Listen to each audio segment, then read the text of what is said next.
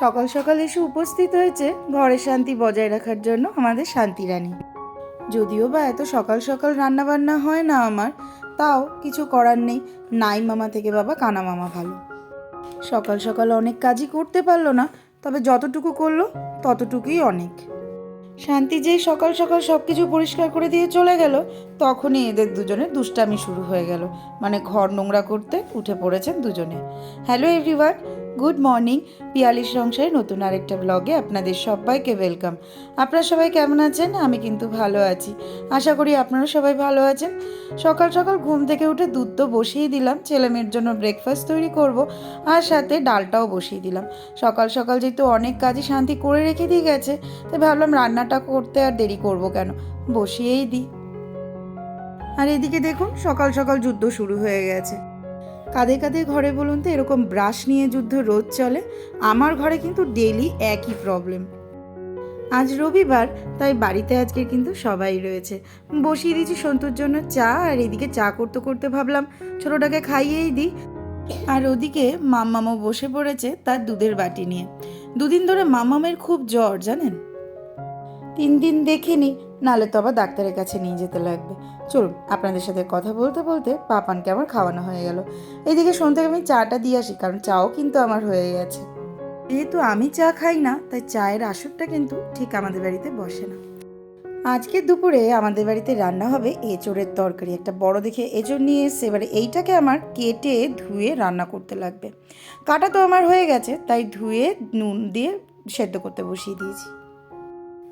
কারণ সেদ্ধ না করলে এই এঁচোড় তো আবার খাওয়া যাবে না। বরমশাই এঁচোড় খেতে খুব ভালোবাসেন, তাই 2 দিন ছাড়া ছাড়াই খালি এঁচোড় নিয়ে আসেন। আগে তো কাটতেই পারতাম না, এখন 2 দিন ছাড়া ছাড়া যদি কেউ এঁচোড় নিয়ে আসে, তাহলে বলুন তো কাটা তো শিখতেই লাগবে, তাই বাধ্য হয়ে কাটা শিখলাম। সকালের ব্রেকফাস্টের জন্য বানিয়ে ফেলেছিলাম ম্যাগি দিয়ে অমলেট। অমলেট দিয়ে ম্যাগি, যেটা খুশি আপনারা বলতে পারেন, মানে অমলেটের ভেতরে কিন্তু ম্যাগি দিয়ে দিয়েছিলাম। এই রেসিপিটা কিন্তু আমি অনেকবার আমার ব্লগে শেয়ার করেছি। যদি দেখতে ইচ্ছা করে কিংবা বানাতে ইচ্ছা করে, তাহলে অবশ্যই পুরনো ব্লগগুলো চেক করে নেবেন। আজকের রোববার, আর ঘরে যেহেতু আজকে সব ছুটির দিন, মানে কোনো তাড়াহুড়ো নেই, তাই ভাবলাম আজকের বেডরুমটা একটু পরিষ্কার করা যায়। সকালের টিফিন যেহেতু আমাদের খাওয়া হয়ে গেছে, আর ওদিকে ডালটাও সেদ্ধ করতে বসিয়ে দিয়েছি, আর এঁচোড়টাও সেদ্ধ করতে বসিয়ে দিয়েছি, তো ভাবলাম এই ফাঁকে আমি একটুখানি বিছানাপত্র গুছিয়ে আসি, আর ঘরটাও একটু পরিষ্কার করে নিই, অনেক দিন ঘর গোছানো হয়নি।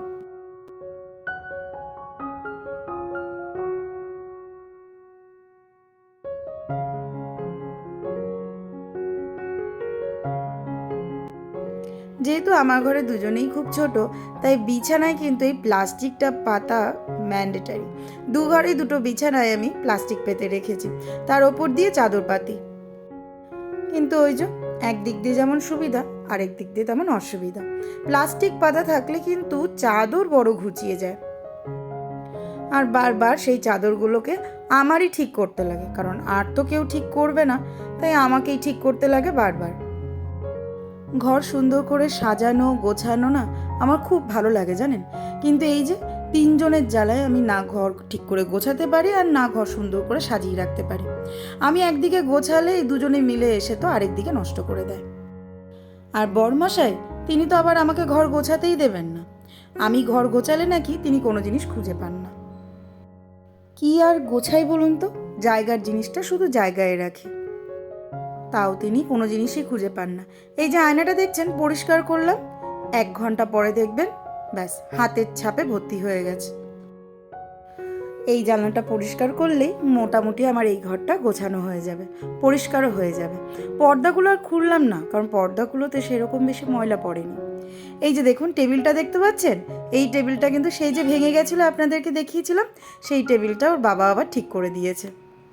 একজন দিদিভাই আমাকে কমেন্ট করে বলেছিলেন যাতে আমি এই জিনিসগুলো না ফেলি, এই জিনিসগুলোর মধ্যে যাতে আমি গাছের টব সুন্দর করে সাজিয়ে রাখি। সেই দিদিভাইকে জানাবো অনেক অনেক ধন্যবাদ। এখন যদিও বা এটা আমার ফেলতে লাগলো না, কিন্তু কখনো যদি এরকম পরিস্থিতি আসে যে আমার এটাকে ফেলে দিতে লাগবে, তখন অবশ্যই আমি আপনার এই বুদ্ধিটা কাজে লাগাবো। আপনাদের কমেন্টগুলো কিন্তু মাঝে মাঝে আমার সংসারে খুব কাজে লাগে। আপনাদের এক একটা ভালো ভালো কমেন্ট কিন্তু আমাকে আরও ভালো কাজ করার জন্য উৎসাহিত করে। ওদিকে আমি রান্না তো বসিয়ে দিয়েছি, আর রান্নার মাঝখানে আমি ওয়াশিং মেশিনে কাচা জামা কাপড়গুলো মেলে দিয়ে এলাম। চলুন, আর সময় নষ্ট করা যাবে না, মানে আর টুকিটাকি কাজ করা যাবে না। এবার সোজা আমাকে রান্নাটা শেষ করতে লাগবে, কারণ রান্নার পরে রয়েছে খাওয়া দাওয়া, আর তার উপরে আজকে কিন্তু গ্যাসটাও আমাকে পরিষ্কার করতে লাগবে, কারণ শান্তি তো সকালবেলা কাজ করে দিয়ে চলে গেছে।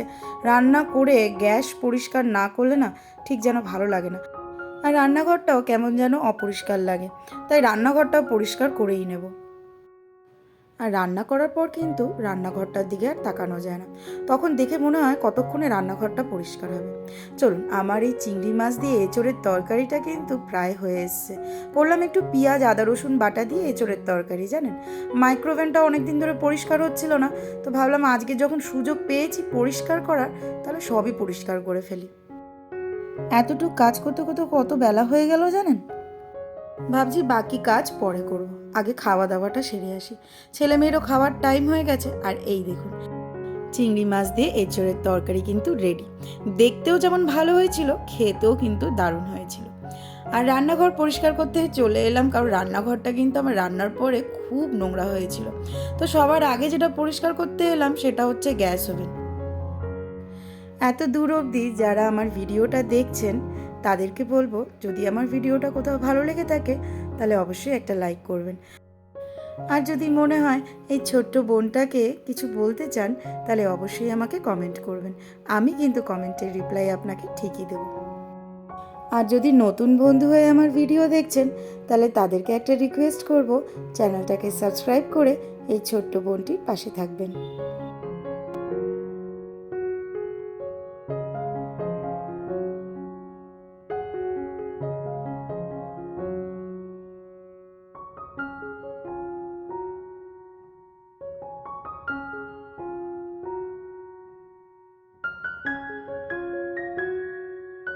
এক ঘন্টা যুদ্ধ করার পর আমার রান্নাঘরের চেহারাটা কিন্তু ঠিক এরকম। টুকটাক যা বাসনপত্র ছিল সেগুলো একটু মেজে নিয়েছি। সন্ধ্যাবেলা গেছিলাম পাশের ঘরের বার্থডে পার্টিতে। সন্ধ্যাবেলায় ছিল আমাদের 4 জনেরই নেমন্তন্ন, তাই চলে গেছিলাম একটু সাজুগুজু করে ওদের বাড়িতে নেমন্তন্ন খেতে। বেশ ভালোই মজা হলো জানেন, অনেক গল্পও হলো। আর সব থেকে বেশি মজা করেছে আমার ছেলে মেয়ে দুটো। মামামের খুব ভালো ফ্রেন্ডের নাম হায়াতি কৃষ্ণ। আর আমার মেয়েকে দেখুন, জ্বরে ভুগে ভুগে তার তো চেহারা গেছে, মুখ চোখ একদম শুকিয়ে গেছে। আজকের ব্লগটা আমি এখানেই শেষ করছি। সবাই ভালো থাকবেন, সুস্থ থাকবেন, আর সবাইকে ভালো রাখবেন। আমি চলে আসবো নতুন আরেকটা ব্লগ নিয়ে। দেখা হবে খুব শিগগিরই নতুন আরেকটা ব্লগে।